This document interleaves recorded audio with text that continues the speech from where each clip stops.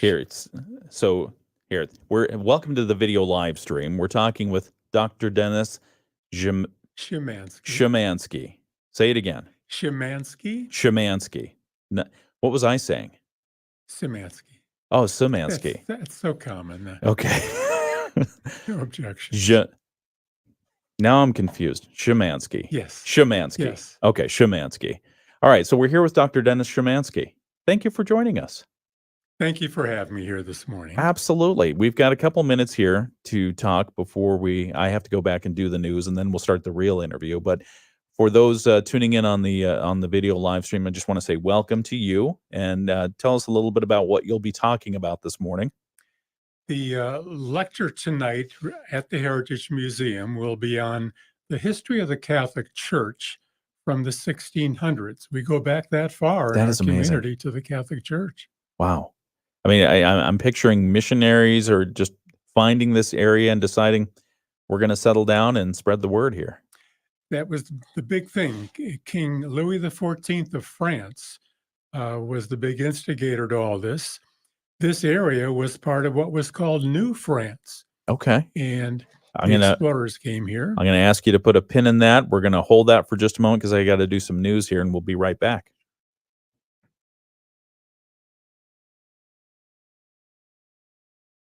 Quality certified pros at Angie.com.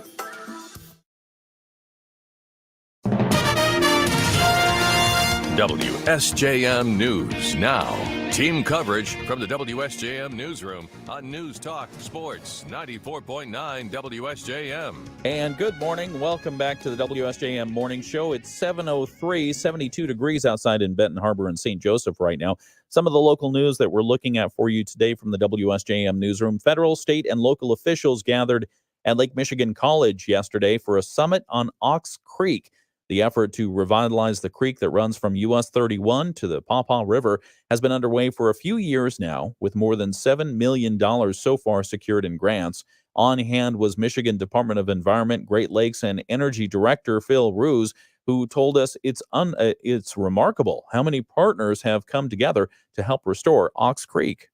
After all the years of contamination, neglect, environmental injustices, the community finally decided we're going to take this thing back. Speakers included representatives of Senator Gary Peters and Congressman Bill Heisinger's offices, city and township leaders, the Benton Harbor Community Development Corporation, and the Environmental Protection Agency. A panel discussion also explored what community members value when it comes to revitalizing the waterway.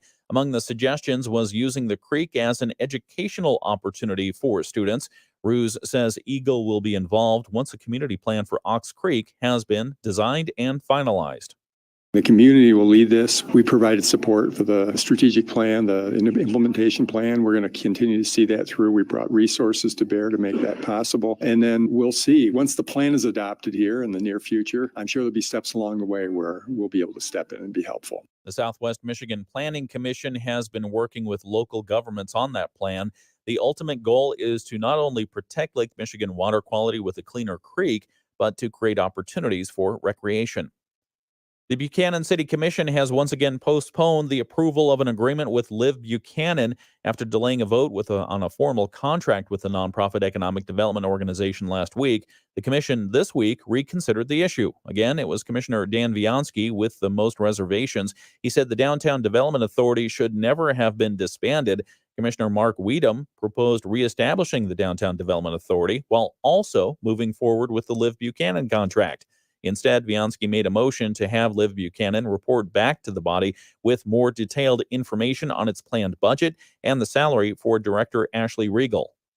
So my motion is for Live Buchanan to rewrite all this and present it to us so that we can pass it before the deadline, the end of August. Regal is the city's Assistant Director of Community Development. She's also leading the Live Buchanan Main Street Initiative. Some of the $56,000 per year budget the commission was asked to allocate for Live Buchanan would supplement her salary to account for the extra work. Now, the organization has been seeking to designate Buchanan as a Michigan Main Street city with the Michigan Economic Development Corporation, which would free up some more development support. Having a contract in place with Liv Buchanan could make that happen. Regal said the deadline is the end of August, and commissioners will reconsider the issue on August 26. The Michigan Department of Natural Resources is reminding all swimmers and boaters to take a safety-first approach to summer recreation. The DNR's Pat Whalen tells us Lake Michigan can have currents that carry a swimmer away from the shorelines. While it might feel natural to fight against those currents and try to swim toward shore, he says that is not the best strategy. Their whole goal is to pull them over, make sure that it's not an impairment issue, and we recommend the idea of flip, float, and follow, meaning flip on your back and then let the current take you out into the lake, which is hard to do. But then as you're floating along, filling your lungs with air to keep you afloat, follow the current out. And then once it releases you, then you swim sideways to the current. So opposite direction the current's taking you to swim out of it, and then let the waves take you back into the shoreline. Whalen says the wind on Lake Michigan can also carry kids on inflatables far off if you don't keep an eye on them. He adds the biggest thing is for beachgoers to pay attention to the colored flags posted at all state parks with designated swimming areas. Red flags mean do not go into the water. And as you've heard in our sports report, we'll talk about it in a few moments as well. Buchanan's Hannon Roberts is coming back home from the Paris Olympics without a medal. The 22-year-old Roberts crashed out of both of her runs on Wednesday morning. We've got more news and a discussion with Dr. Dennis Shemansky. Did I get that right this time? Okay. All right. We'll talk with him in just a moment about some of the great things that are coming up at the Heritage Museum and Cultural Center in St. Joseph. That discussion starts in just a few minutes right here on WSJM. You can also tune in on the video live stream on Facebook and YouTube and X from time to time. Just type WSJM on your platform of choice, and we'll have it right there. At the Olympics in Paris yesterday, defending silver medalist and five-time world champion Hannah Roberts of Buchanan crashed in both of her runs in the BMX freestyle to finish 8th out of the 9. All right. I think I have it all set up here. How are you doing this morning, sir? I am wonderful. It's such an opportunity to be here and be here with you, being a daily listener to your program. Oh, you listen. Yes. You're the one. No. Well, thank you very much. We appreciate that. And it's a privilege to have community voices like yourself come in and tell us about things that are going on in the community that we might not otherwise know about. And for those who don't know you, Dr. Dennis, I'm Shemansky. Yes. Shemansky. Dr. Dennis Shemansky is from the Heritage Museum and Cultural Center in St. Joseph. And tell us a little bit about yourself for those who might not know you. Well, I'm a retired neurosurgeon. I'm a native Detroiter. I grew up in a Polish immigrant family from Detroit, lived on the far west side in a Polish enclave, and then did my education primarily in Detroit area. I did some of my medical training outside of the state of Michigan. Came here in 1983 from Kansas City. While there, I was the chief of neurosurgery at the University of Missouri. And I came here in 83, practiced neurosurgery for the next 30 years here at our local hospital. The last 10 years have been as a consultant to the Veterans Administration, looking at quality care in neurosurgery for the Veterans Administration. I joined the Heritage Museum about 9 years ago and had a wonderful time with them. By term limits, I was out as of most recently in the same kind of way. Okay. But I was president on 2 occasions for the organization. We got through COVID with difficulty for sure. I chaired the lecture committee, and we've had various lectures here that I instituted. Earlier this year, we had a lecture on the only visit that President Lincoln made to Michigan when he came to Kalamazoo. Believe it or not, we had a long history of malaria in our states during the time of Alexander de Tocqueville, going back many years, obviously, for sure, too. Really? Malaria? Malaria on the east side of the state. Okay. And then moving forward, we've had a number of lectures because we're talking about a permanent exhibit at our organization. And part of that will be the area relating to religions in the area. So we've had lectures on the House of David.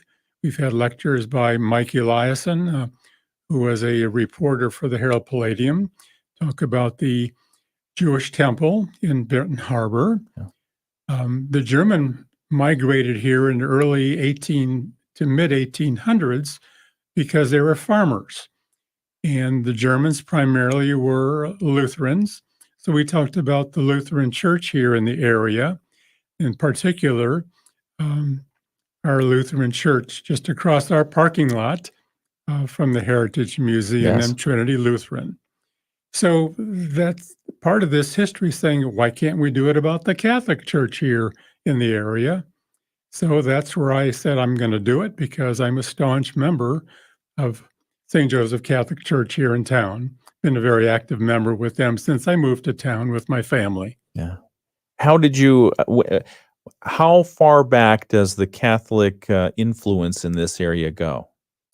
Most surprisingly, we go back to the 1600s. People aren't really cognizant locally again about our history, but how it's tied in. There are three major European countries involved with America: England, Spain, and France. This area that we reside in was part of what's called New France. King Louis XIV, the very famous king of France, was vitally interested in this area. The big thing was because it was lucrative, because of the pelt, because of the fur caps, fur blankets, fur coats that could be made. They could buy a pelt from an Indian for 1 livre and sell it back in Europe for 200 livres. You're kidding. So an astounding thing. It's And a that's great why markup.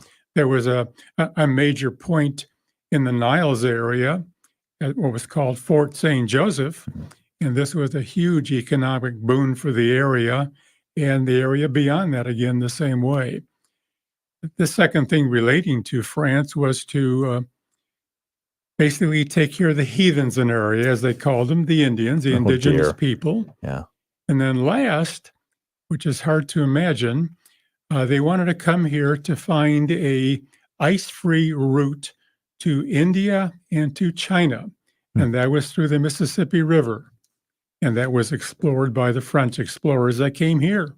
Huh. That's fascinating. How do you uncover this information? What are your sources, or who's done the most work here? Because of the Catholic Church, I went to, and the church basically were brought here because of the Jesuit priests. And the Jesuits have a international archive in St. Louis, Missouri, so I've been in communication with them. A lot of our history relating to our church relates to Notre Dame University and the Notre Dame archives. I've been in contact with them and received a lot of things from them. And then in our own parish, we have some archives too. And I was able to look at some of those sources, again, going back to the 1700s for our parish. Wow. That's as you were going through that, what are some of the interesting things that you found? What are some of the highlights, without spoiling your, and just remind people, the lecture will happen this evening. Maybe give Yes. some detail on that and how people can join that. And I did forget to mention, we have a local historian called Bob Myers. Bob used to live here, but he moved to Lansing to be in charge of the Historical Society of Michigan. He has made numerous books, periodicals, articles about the history of our area and beyond. He's a very noted historian. So I was able to capture many of his articles and information about the area then, again, the same kind of way. Again, since we go back to the 1600s, the first fort in Michigan was called Fort Miami.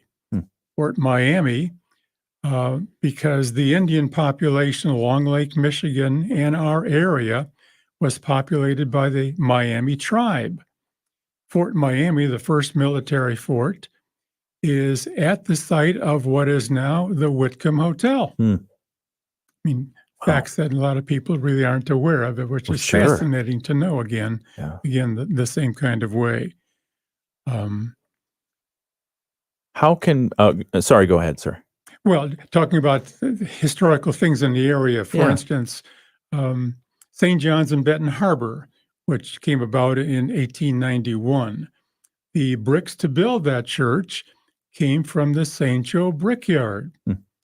Where's the St. Joe Brickyard? Where is it? Well, it was at the site of our current, what used to be known as Memorial Hospital, Okay. on the banks of the St. Joe River, were the brickyards of the area. Hmm. And the bricks for St. John's came from our local brickyard. That is amazing.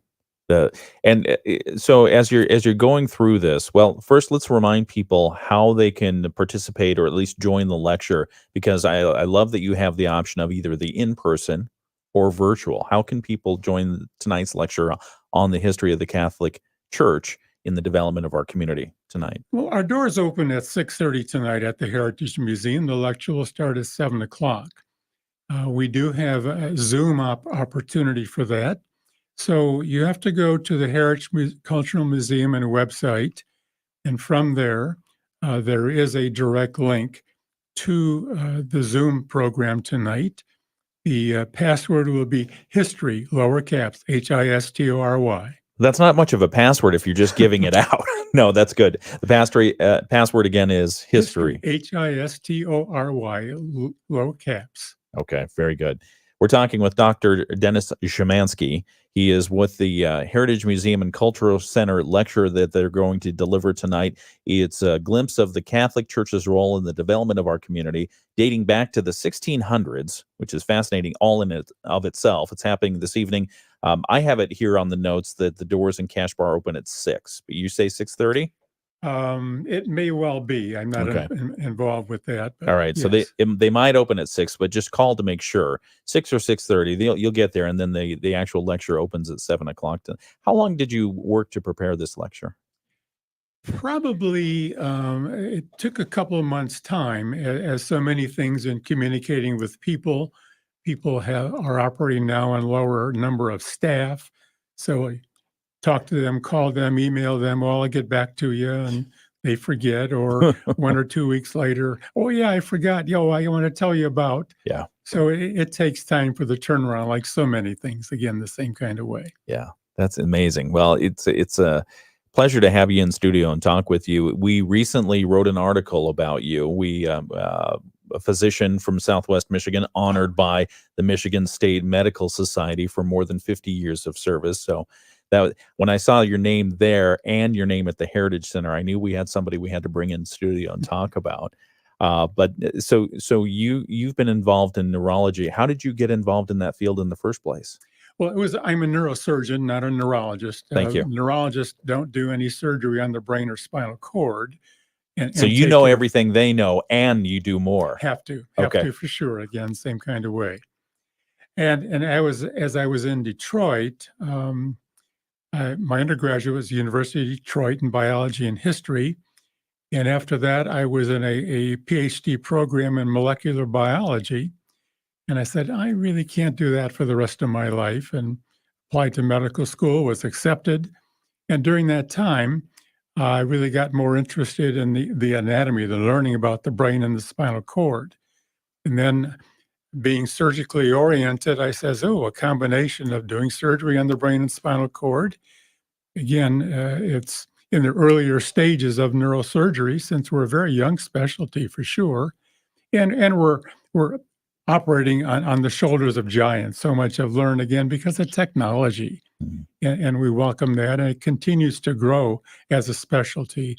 So it's been a fascinating run, and I've enjoyed it very much. And with you mentioned the technology continues to change, and these days we talk about technology, and everyone mentions artificial intelligence. What are your views on that, and how it might change your occupation as a neurosurgeon? Well, it's a wonderful thing. Again, it's combining so many technological aspects relating to the operating microscope to be able to operate in the brain, the instrumentation that we use based on different metallic sciences. And then as robots are doing things nowadays, as we're doing robotic surgery on many parts of the body, we are doing that in a trial run on both the brain and spinal cord. But again, if you think of the O-rings in some of our disasters in Yes. space, we're worried about those kind of things Yeah. happening too when the Okay. body is involved, the same kind of way. So it has to be fail-safe. When you think about, or when you hear about the news reports of, well, not necessarily virtual reality, but the neurochips or whatever that Elon Musk is working on, his people are working on. What do you think about that? Where is that going? What's the future there? That is so wonderful. Again, when you think of brain injuries or strokes or brain tumors, how parts of the brain are devoid of their normal function. If we can implant something or do something, or if someone has lost the use of an arm or a leg, and we can do things and to make that movement happen because the brain is now going to be functioning in that area, that is just so awesome and so concerning that, oh, what a great thing for that to be. Yeah. Is it, I mean, what does it take to actually merge a chip with a human organ? So many things are involved. I mean, like so many things where we do have any of a number of technologic things in our body already. I've got a cardiac pacemaker, and it's a very small device for sure. They Yeah. used to be the size of two of my hands at one No time, kidding. and now they're reduced to much, much smaller. Batteries, again, the same kind of way that I have in my pacemaker with a 11-year longevity, for instance, the same way. Mm. But the concern is, like with spinal cord injuries, is you may be able to have something implanted that can work, but scar tissue, which is the biggest bugaboo in healing for any part of the body for any kind of injury, that interface between whatever is implanted and the rest of the normal surrounding area, scar set, just like cutting the skin. You can't not have a scar form at the site of cut. The brain's the same kind of way. Scars do happen. Did you, sorry, was there a little friend that Yes, joined you? there is. You know, I saw him earlier in the studio this morning, and I thought I put him in the trash can. Maybe he had a friend or something. Sorry, it was an ant. I assume it was an ant. No, bigger than that. Uh-oh. Something. Well, we have to get the exterminators. We're talking right now with Dr. Dennis Szymanski from the Heritage Museum and Cultural Center. He's giving a speech, a lecture tonight, I should say, about the Catholic Church's role in development of our community. But he's also a neurosurgeon. I mean, what do you do for a hobby? Well, my biggest pleasure outside of medical things, scientific things, is I'm an avid woodworker. Really? We have a local group called the Barrington Woodworkers Guild, Okay. and we've got between 45 and 55 members. I'm president of that organization. We meet monthly. Secondly, I love to do wood turning, working on the lathe, Mm-hmm. and I'm a member of the Michiana Wood Turners Organization also. So this occupies some of my time besides, and that's primarily in the wintertime. Summertime, I like the garden and work outdoors Yeah. in our backyard, fruits and flowers and vegetables and those kind of things. Oh, very nice. The last thing I do, though, with my time, I am a volunteer bike repair technician at Cycle Recycle. Cycle Recycle is a 501c3 organization dedicated to keeping bikes out of the landfill. We teach bicycle repair, bicycle safety. We teach bicycle care for kids. If someone coming out of a museum needs transportation, they come to us for a bike. Someone has a DUI, they can't drive, they need a bike for transportation to get to work. Kids need to know how to repair their bikes.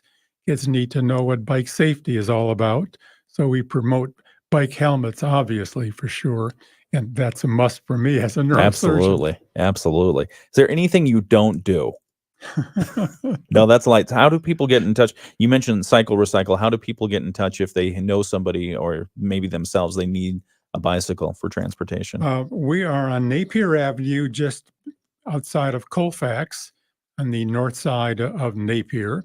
We're there Wednesdays from 5 p.m. to 8 p.m., Saturdays from 10 a.m. to 2 p.m. Okay. Yeah, we're going to continue this interview. We've got to get to some news here. We've got the Bloomberg Market Minute, then we'll have ABC News and a couple other things. But I want to continue the conversation a little bit more if you have some time about the Heritage Museum and the Cultural Center, some of the lectures. Maybe you can share some stories that would surprise people about the St. Joseph area, whether it's about the Catholic Church or not. I love the one about President Lincoln in visiting Southwest Michigan as well. He was senator at that time. Is that right? Yes. And when he visited here, and that was the only time he came back. He never came back as president. One and only time. That's interesting. Okay, so maybe we can pry some more stories out of you if that's all right. Sure. Okay, we're talking with Dr. Dennis Szymanski, from the Heritage Museum and Cultural Center in St. Joseph. And as you've heard already, if you've been listening to the show or watching on the video live stream, a whole lot more. So it's a great opportunity to have you in studio. So thank you for joining us. We'll be right back. Helping the company sell more targeted and personalized ads. Meta reported better than expected second quarter sales and said Instagram, Facebook, and WhatsApp had just over 3.25 billion users. Capital spending soared on the build-out of AI infrastructure. Fed Chair Jay Powell signaled the Fed's on course to cut interest rates in September, but he was careful not to make any promises. Still, investors liked what they heard, and stocks posted solid gains yesterday. The Nasdaq was the standout, rising 2 2/3%. Disney is said to be planning a new round of job cuts in its TV division. Sources tell Bloomberg News the company is eliminating about 140 jobs, or about 2% of staff at Disney Entertainment Television. CEO Bob Iger has cut billions of dollars in costs and eliminated over 8,000 positions since returning to the top job in November of 2022. Gina Cervetti, Bloomberg Radio. The Morning Show with Ken Lundberg on WSJM. All right, it's 7:28, and looking at the temperature outside right now, we've got, oh my goodness, it's 72 degrees already, still muggy and cloudy. That's here in Benton Harbor and in St. Joseph and Dowagiac. We've got 70 degrees and cloudy. South Haven at 72 as well. Buchanan is 70, so is Niles. We are talking on the video live stream with Dr. Dennis Szymanski from the Heritage Museum and Cultural Center in St. Joseph. That's where he's presenting a lecture this evening, talking about the Catholic Church's heritage here in our area. And believe it or not, it dates back to the 1600s. So if you want to learn more about that, you can take a listen to some of the video live stream that we've had, or you can attend the lecture this evening. We'll tell you more about how you can do that. There's also a virtual option if you don't want to go in person. So we'll have that coming up. We've got more news coming up from ABC in just a moment. Taking a look at the weather forecast for today. We're going to see partly sunny skies. It's going to be warm again. We're going to see a chance of showers or storms, about a 50% chance of some rain coming in and affecting us. A high today around 88 degrees, a little bit cooler by the lake. South winds 5 to 15 miles per hour. Tonight's forecast, partly cloudy skies, a 60% chance of showers and storms, low around 68, south winds 5 miles per hour. And then tomorrow, the forecast calls for mostly cloudy skies, a 60% chance of showers and storms, a high around 82 degrees, and west winds 5 to 10 miles per hour.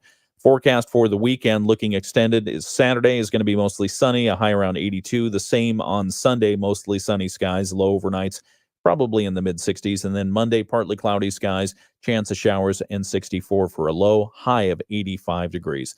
Tigers were off last night. They host the Kansas City Royals this evening/afternoon. The first pitch is set for 6:40 p.m. Of course, you can hear it right here on WSJM, so we'll have that for you. We'll continue our conversation with Dr. Dennis Szymanski in just a moment, and then we'll have our local news as well. And just a reminder, one of the news stories that we're covering this morning, the Michigan Supreme Court ruling yesterday that the Republican lawmakers unconstitutionally blocked 2 ballot proposals in 2018.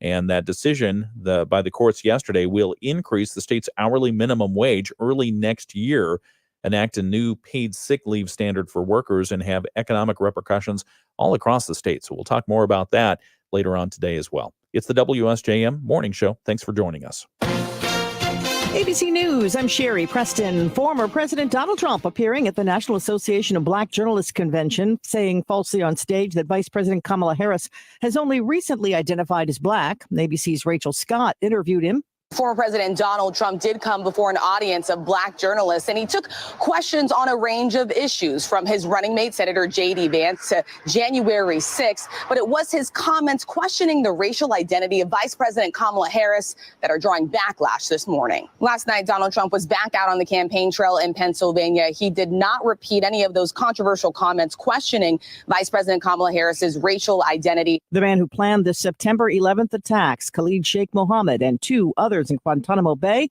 have agreed to a plea deal that will keep them from being executed. The U.S. is still trying to salvage a ceasefire deal in the Middle East, complicating the talks the assassination of 2 top Hamas officials, one in Khan Yunis last month, the other in Iran this week. This is ABC News. WSJM News Now. Team coverage from the WSJM Newsroom on News Talk Sports 94.9 WSJM. It's 7:31. It's the WSJM Morning Show. Good morning. I'm Ken Lundberg. Some of the news that we're following today from the WSJM Newsroom. The Michigan Supreme Court has overruled the state legislature and reinstated major changes to Michigan's minimum wage and sick leave laws. The court ruled 4-3 yesterday that Republican lawmakers violated the state constitution when they scaled back a voter-approved minimum wage hike in 2018. The ballot initiative from that time would have raised the minimum wage to $12 an hour by 2022. That will now take effect next year and adjusted for inflation. The move also means tipped workers like restaurant servers will now see an increase in their minimum wage too. We hear from Southwest Michigan Regional Chamber President Arthur Havlicek. We'll have that coming up at 8 o'clock this morning. As WSJM reported earlier this week, area business owners are concerned about the rising number of illegal block parties happening in and around Benton Harbor this summer. They're reportedly causing thousands of dollars in damage to private property, and it's become a public safety issue. Law enforcement is now doing something about it. You heard our guest yesterday morning, Benton Township Police Chief Greg Abrams tells us they are enacting a strategy to quash these parties before they get started. And also, plans to open a Chick-fil-A restaurant on Pipestone Road in Benton Township remain on track, as the Benton Township Zoning Board of Appeals met yesterday to grant a signage variance for the establishment. Chick-fil-A requested permission to erect a 60-foot sign at the site of the former Steak and Shake near I-94 so drivers on the highway can know that the restaurant's there. The township's current sign limit is 40 feet. The board was told the township has granted plenty of variances to that rule in the past, and it agreed that it would do so again this time, or at least recommend doing so. So we'll tell you more about those stories and others coming up at 8 o'clock this morning. It's the WSJM Morning Show. We have a guest in studio. We'll be talking some more in just a moment with Dr. Dennis Szymanski from the Heritage Museum and Cultural Center in St. Joseph about one of the lectures and some of the other stories that might fascinate you about our history here in the St. Joseph Benton Harbor area. It is the WSJM Morning Show. The Michigan News Network. I'm Beth Fisher. Michigan State University being sued by fired football coach Mel Tucker. All right. So in addition to woodworking, fixing bicycles, fixing brains and spines, what else do you do? Yeah, a few other things. Gardening. Gardening. In the summertime. What's a staple that you make sure that you include in your garden every season? Oh, we have to have any of a number of herbs, fresh herbs compared to dried herbs. There's such a difference when doing cooking. Yes. And we love to cook, my wife and myself at home. What's your wife's name? Nora. Nora. Okay. Hello, Nora, if you're watching or listening. And so any of the number of herbs that we use in most things relating to thyme, especially rosemary. Yes. Besides that, there's nothing like a fresh tomato coming out of your own soil. Yes. Compared to a hothouse tomato. Mm-hmm. And the same way in the cold temperatures, broccoli is still growing, and to go out and be able to harvest your own broccoli in November is wonderful. Nice. And so there's so many things vegetable wise, herb wise, that are just great when they're fresh compared to dried. Yeah, delicious. Basil? Yes, for sure. Okay. Cilantro? I'm not a lover of that. No. Let's talk about that for a moment, because does that have to do with a brain thing on how people feel about cilantro? Because some people say this is the most delicious herb ever. Others say it tastes like soap. It has to be with my Polish heritage. That was not part of our cuisine. You mean there's not cilantro in Polish sausage? Clearly not. If so, I would just eliminate it. That's great. Well, very good. All right. We asked you for a couple of stories. Are you thinking about a couple of stories that you can share? Well, just talking about the future, though, our next month's lecture at the Heritage will yes. be on. I do want to hit that when we're on the radio as well. But no, that's fine. That's Surratt fine. Nature Center will okay. be the big lecture coming in September. Okay. What is that one going to deal with? The history of Surratt Nature Center. Oh, the history of Surratt. Okay. Yes. Is it going to be at Surratt as well? No, it'll be at the Heritage. Okay. But we're going to have the guest lecture from Surratt Nature Center then. Okay. Very good. What's the history of Surratt? Just give us a hint. I can't tell you anymore. Okay, that's fine. I just know I love to visit there, but I can't tell anything more about the history, and I want to learn about it naturally. Okay, very good. And I'm sorry, I probably interrupted you. The date on that is? I don't have the date, but okay. It's in September on our website from I'll take the a look. Heritage Museum. Okay. All right, good. Let's see here.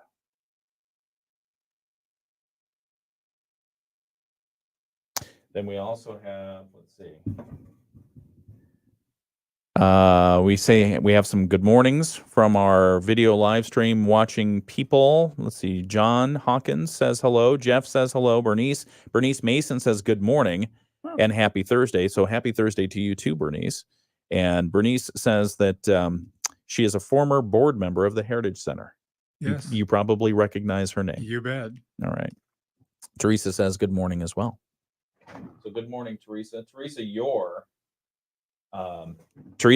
is our unofficial historian here because her family has been in the area for quite a long time as well. At least 80 to 100 years. Yes. Okay. What's the oldest family name in this area, would you say? I'm sorry, I can't tell you. I did look at some of those archives. Garlinger is a very big name in the area. The great-grandfather of a local Garlinger built St. Joe Catholic Church. Garlinger. I've never heard that name. And there's many Garlinger families in the area. Okay. Some related, some not. Okay, very good. There was a Jerry Garlinger who was a very noted builder in our area. He and Rudy Brunkel, again, German names, German immigrants who became builders. Okay. Excellent. Sorry, I'm just doing some behind the scenes stuff here with making sure we get all our commercials right. Going to move tech trends from ABC so that we can talk more with you in just a moment. And we'll get back to the radio program here in just a couple of minutes. In addition, what's the latest book that you've read? Or what are you reading right now? I'm reading a book right now on the relationship of FDR and Harry Truman and the difficult times faced by either of them during that same time. I forgot the name of the author, but it's a very fascinating book for sure. Yeah. Do you often go in for historical nonfiction? More often than not, yes, but so many things tweak my appetite, and all of a sudden the book of the month from somewhere says, oh, I want to read that. Or I read the Wall Street Journal daily, and they always have a good book review section every Saturday. Yeah. And that always finds me, oh, this is a great book. I need to get that from the library. That's great. How did you get initially involved with the Heritage Center or Heritage Museum and Cultural Center? A good friend of mine named Al Skibby. Al used to be the superintendent of St. Joe Public Schools. And we have breakfast together many times with a bunch of, I would call them old farts in the area. And Al says, as a twister, well, why don't you join us at the Heritage? Oh, come on, Dennis. So I did, and the rest was history. No kidding. I like that, history. And that's so typical in our community about board memberships on so many boards that we all sit on. It's word of mouth, arm twisting. Why not? Give it a try, and things happen. I recognize the last name Skibby, and I think one or more live in my neighborhood.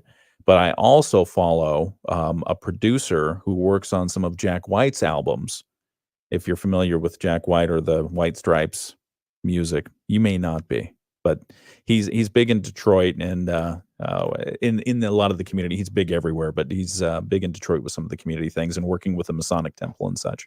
That happens to be Al's son. Oh, okay. Bill Skibby. Al's son has had a music studio downtown Benton Harbor, internationally renowned. Key Club, right? No, Oh, okay. It's just a very private kind of thing. Okay. Not advertised. Okay.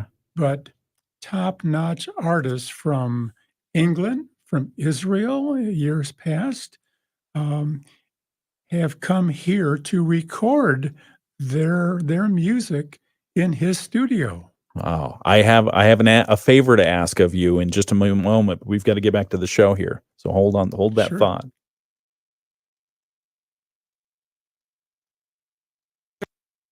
This evening. Overnight tonight, we drop down to 68 and scattered showers tomorrow with a high of only 82.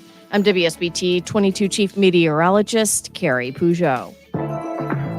The Morning Show with Ken and Friends on 94.9 WSJM. You know, I tell you what, when I grow up, I want to be just like Dr. Dennis Szymanski. You know, I the only thing I'm missing, I think, is the medical degree and the smarts. No, Dr. Dennis Szymanski is here. He's talking today about some of the happenings at the Heritage Museum and Cultural Center, and he is a past board member and has put together a lot of the lectures, and in fact is delivering a lecture this evening on the Catholic Church and their influence here in our area. But I asked you to think about a couple of interesting stories about history in the area that might surprise or shock people. Have you thought of one yet? Well, a couple. Coming up, there is a organization called Cooper Wells. Cooper Wells morphed into Jockey Shorts. Yes. The name brand. And they originally were from our area here, same kind of way. Yeah. Last month, we had a lecture on Studebaker Corporation. We all think of the big three. Studebaker was a very renowned automobile manufacturer in the 50s and even earlier from that time. And the lecture about its history was just given this last month at the Heritage, too. Mm-hmm. And then also you pointed out that President Lincoln, when he was still a U.S. Senator, had visited Michigan once and only once. What should we know about that? President Lincoln came to Stump for what was then the governor of California, and President Lincoln came to Kalamazoo by train from Chicago. That train was the Michigan Central Railroad, which began in Detroit and was to originally come only to St. Joseph directly and nowhere else in between. But then they lost the funding for that. And Michigan Central then first came to Kalamazoo, followed by Niles, followed by New Buffalo, followed by Chicago. That is amazing. That is amazing. Well, we look forward to hearing more about the Catholic Church's influence and role in the development of our community. Again, dating back to the 1600s, that lecture is happening tonight at the Heritage Museum and Cultural Center in St. Joseph. The doors and the cash bar open at 6 o'clock. The presentation begins in the Shepherd Hall Ballroom beginning at 7 o'clock. And if you can't join, they have information on their website about how to join virtually by Zoom. And they have the passcode there. It's all lowercase and just the word history. So thank you for doing everything that you're doing. You've got more lectures coming up. You want to preview what's in store if people are interested? Next month, again, September, will be on Surrett Nature Center, our premier nature center in the area. There'll be a lecture on Cooper Wells, a local manufacturer, which was sold to and then become Jockey Shorts. So those are the two things coming up that I can tell you about right now. Okay, excellent. And if somebody were to ask you, what's the history of this area, thinking about St. Joe, Benton Harbor, and the surrounding area, what would you say in a nutshell? The biggest thing I would say relates to Whirlpool Corporation. They have been the best thing for St. Joe Benton Harbor area, the contributions they make, what they want to have for our community. They bring to our community so much value, so many dollars, so many things to make this community a bigger and better community. Yeah, very much so. And, you've probably heard the news that we've reported here that Bosch at one point was reported, not confirmed, reported to have been considering buying out Whirlpool Corporation. Since then, it sounds like Bosch may be cooling on that a little bit because of their recent acquisition of an HVAC type company. But that is still out there. What should we be thinking about if we think about, say, a Whirlpool Corporation potentially leaving the area? What would that do? It would be dramatic. It would be a bombshell. It would be to the detriment of our community for sure. I mean, public knowledge. I mean, Whirlpool gives at least $50,000 a year to the police department of Benton Harbor, for instance. Just here it is, no strings attached. So many foundations are relating to the Whirlpool Corporation and their dollars and their input to them, again, the same kind of way. And they just contribute so much to make the quality of life here so much better. Yeah, very much. And I think that's probably the biggest, most immediate impact that would happen if there were something like that to happen. We're not saying that it would. We're just reporting the news that different indicators are that could happen at some point. But the nonprofits, especially, who benefit greatly from Whirlpool Corporation and the Whirlpool Foundation as well. So we'll continue to watch that one, but also we'll keep looking forward to see more interesting lectures and discussions from the Heritage Museum and Cultural Center in St. Joseph. Dr. Dennis Szymanski has been here with us this morning. We've got the full interview on our video live stream if you want to take a look at it. He has a fascinating, I'll just say, a repertoire of everything you do. It's amazing. So thank you for doing everything that you do in our community. We appreciate everything that you've brought here today. Thank you for the time. I must say two more things. One is the Heritage Museum sponsors lighthouse tours. And there's so many people who've lived in our community, never seen our lighthouse from the inside. Right. And that's available. We have two wonderful newer exhibits that have just recently been opened. One is on the Heath Kit Company. Heath Kit doesn't mean much to anyone less than gray hairs, but if you ever wanted to put together a computer, put together a television or a radio, they were the go-to company to get parts. And then last is a St. Joe native, graduate of St. Joe High School, was going to be 100 years old, but passed away earlier this year, Alexander Cook. He was a premier artist from the Second World War and forward after that. He was a children's artist, a children's book author, and he's done so much. And there's a gorgeous traveling exhibit that we have on his works of art, and they're phenomenal. Thank you for bringing that. We appreciate you and everything that you're doing. And for more information on the Heritage Museum and Cultural Center in St. Joseph, just go to their website. It's a great website. They have a lot of good information. So thank you, Dr. Dennis Szymanski. We appreciate your time today. Thank you for having me. Absolutely. We'll continue the WSJM Morning Show in just a moment, right here.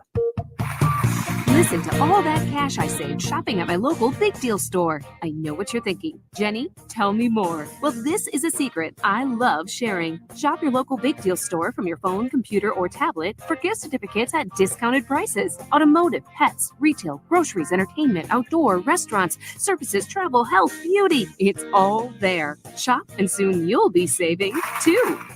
Don't wait. Go to bigdealsswmi.com today. Sneezing, coughing, stuffy nose, runny nose, postnasal drip, interrupted sleeping. I was groggy at the end of the day. Allergies and sinus congestion were making Jana miserable. Then a friend recommended Navage. Navage provides immediate drug-free congestion relief, flushing your nasal passages with refreshing saline and sucking out mucus, germs, and other airborne irritants. Navage helps you breathe easier, sleep better, and feel your best right away. Navage gave me instant relief. I didn't have to wait 30 minutes. I didn't have to wait an hour, 90 minutes. I didn't have to wait a minute. I ran the rinse and I felt better. Stop suffering from congestion and start breathing and feeling your best again with Navage. Navage. I've had people ask me how I find relief, and I tell them Navage immediately. This thing is amazing. Navage is available at Navage.com or at Walmart, Walgreens, CVS, and Rite Aid.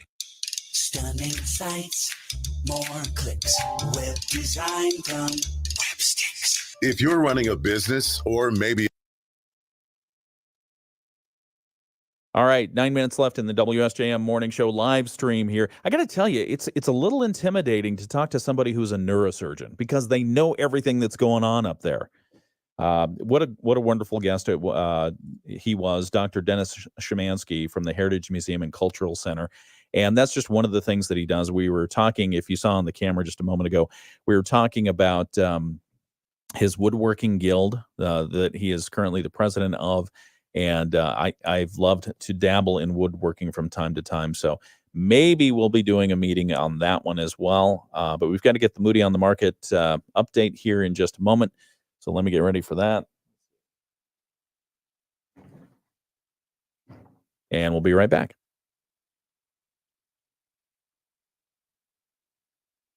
4.9 WSJM. And again, a sincere thank you to Dr. Dennis Szymanski for joining us today to talk a little bit about some of the things they have coming up at the Heritage Museum and Cultural Center in St. Joseph. And again, they do have a lecture coming up this evening, which sounds fascinating. He will share a glimpse, Dr. Szymanski will share a glimpse of the Catholic Church's role in the development of our community. And believe it or not, it dates back to the 1600s. So the doors and the cash bar open at 6 o'clock, and the presentation begins in their Shepherd Hall Ballroom at 7 o'clock. And the price of admission, absolutely free. So no reason why you wouldn't want to attend that. And they have a Zoom option as well. So if you want to attend virtually, they have that option as well. The Moody on the Market update, that's what it's time for. Moody on the Market update is brought to you by Insurance Management Service. Call IMS today, your local auto owner's insurance agency in St. Joseph and in Niles. And one of the things that we talk about with Moody on the Market, we talk about business updates, interesting people you should know, and life in Southwest Michigan and why we love it here. And one of the things that the city of Coloma is doing is unveiling plans for their new Gene Summers splash pad that will be located at Randall Park. The project, which was the result of their master plan back in 2021, has received several major donations and reached its initial fundraising goal.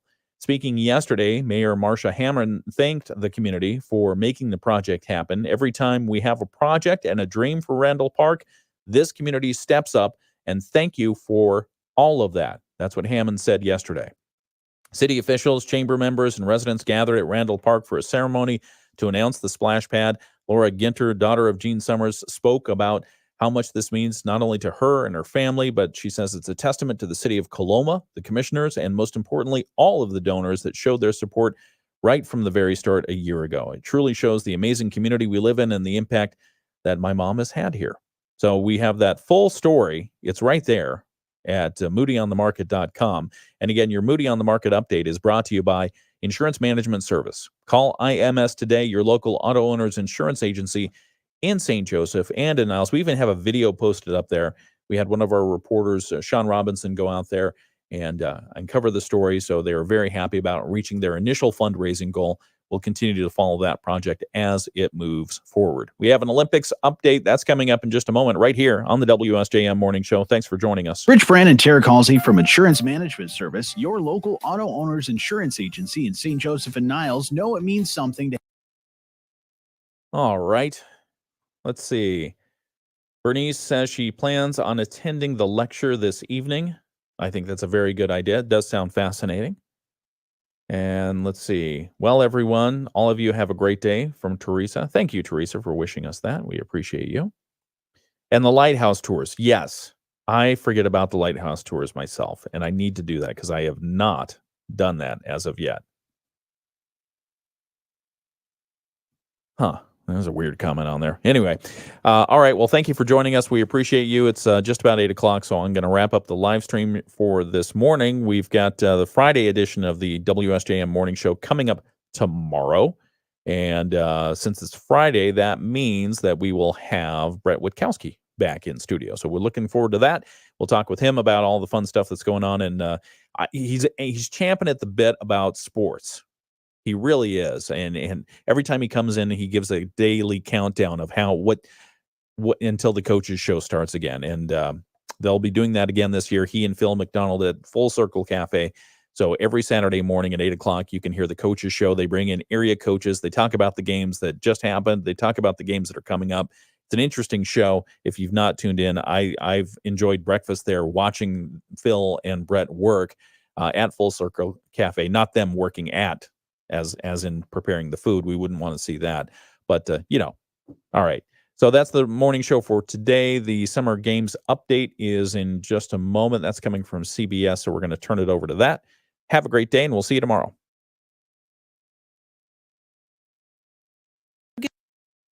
In the Republican primary, August 6th. Thanks, Mom. Already done. Paid for by Committee to Elect George Lucas. CBS Summer Games. Here's Wendy Gillette. Simone Biles is reflecting on her gold medal win, along with the rest of her U.S. teammates in the gymnastics team competition. It was super exciting. We had fun. We enjoyed each other's time out there, and we just did our gymnastics. This was major redemption for the star after she dropped out of the team final at the Tokyo Olympics because she